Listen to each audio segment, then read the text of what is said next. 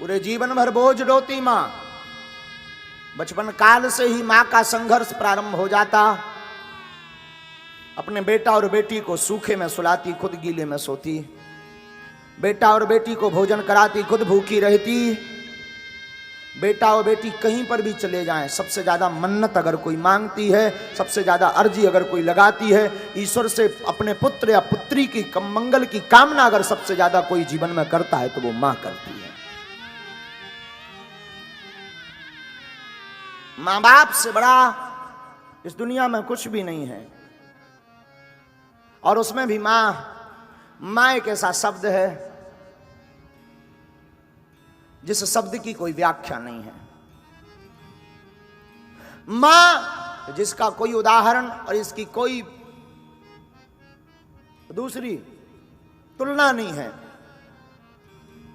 स्मरण रखना, तुम सबको दुख देना पर अपने मां बाप को स्वप्न में भी दुख मत देना।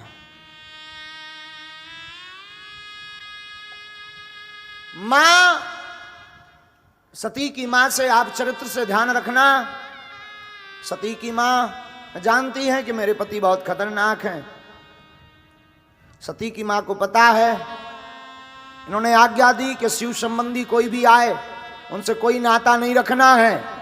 पर सती की मां ने अपने प्राणों की बाजू लगा दी कि मैं भले ही मैं मर जाऊं, मेरी गर्दन काट दें, पर मेरी बेटी से कोई नहीं बोल रहा, मैं तो गले मिलकर के ही रहूंगी।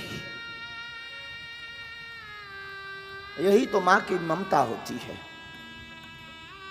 यही तो मां की मूर्ति होती है। मां ममतावान होती है, मां करुणावान होती है।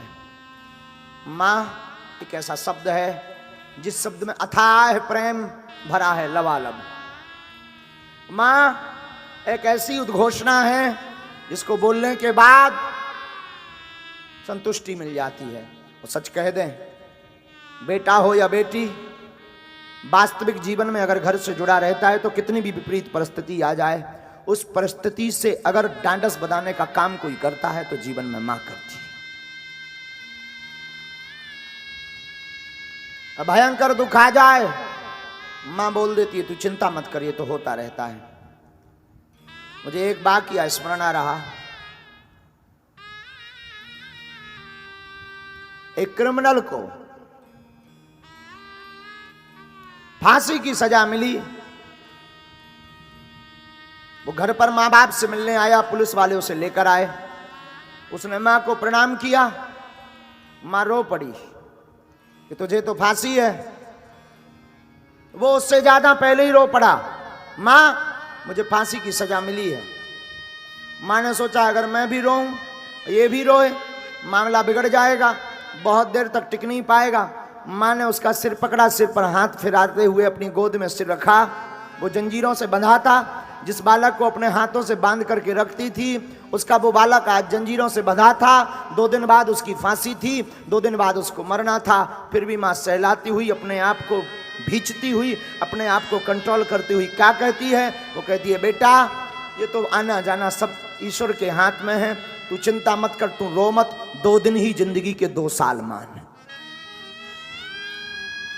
और जब बालक चला गया, लोगों ने उसकी मां की बड़ी तारीफ की, ये बड़ी ताकतवर है, ये बड़ी ढांढसमान है, ये तो बड़ी ज्ञानवान है। लेकिन जब लोग दोबारा मिलने गए तो उसके पहले उस पुत्र को फांसी लगती। उसकी मां ने पुत्र के वियोग में प्राण त्याग दिए थे।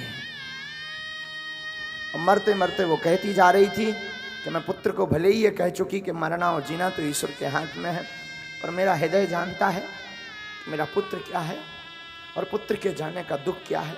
लेकिन अपने पुत्र को प्रसन्न देने के लिए मैं रो नहीं पाई, और अब मैं रोऊंगी नहीं, अब मैं अपने प्राण त्यागूंगी। ये होती है माँ जो अपने बेटे को प्रसन्न रखना चाहती है, खुद मरना चाहती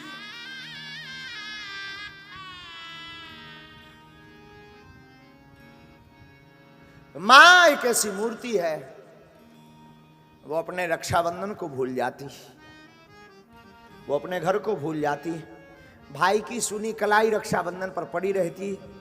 पर माँ अपने पुत्र के प्रसन्नता के लिए रक्षाबंधन के त्योहार पर जाना बंद कर देती, ताकि मेरे पति और मेरे पुत्र प्रसन्न रहें।